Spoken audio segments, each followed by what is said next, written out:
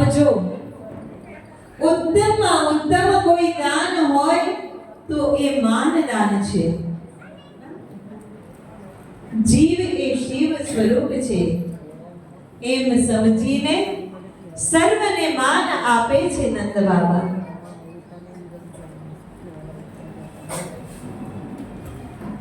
આ નંદ મહોત્સવનું આયોજન જે નંદ બાબાએ કર્યું છે એ નંદ મહોત્સવ આપણે માત્ર જન્માષ્ટમીના દિવસે નહીં, પરંતુ નંદ મહોત્સવ તો રોજ કરવો જોઈએ. ભાગવત કથા બેસે, કૃષ્ણ જન્મની કથા આવે અને નંદ મહોત્સવ થાય એટલા પૂરતો આ નંદ મહોત્સવ સીમિત નથી રાખવાનો. લોકો વર્ષમાં એક જ વાર નંદ મહોત્સવ કરે છે. આપણે રોજ કરવાનો છે.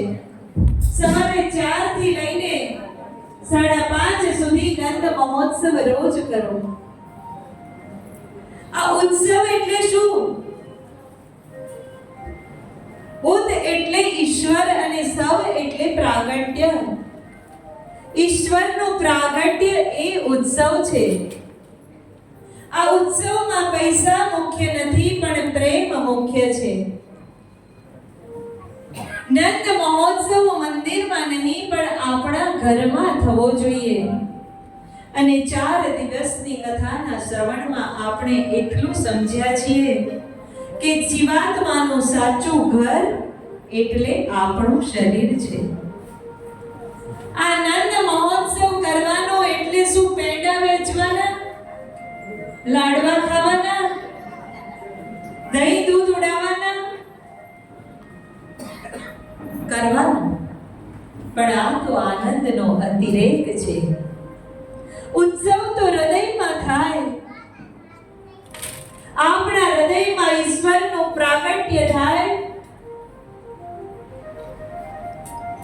અને જ્યારે આપણા હૃદયમાં ઈશ્વરનું પ્રાગટ્ય થાય ત્યારે મનુષ્ય દેહમાં હોવા છતાં એને દેહનું ભાન ન રહે. દેહ ધર્મ ભૂલાય ત્યારે ઉત્સવ સફળ થાય છે. પરમાત્માને હૃદયમાં પધરાવો.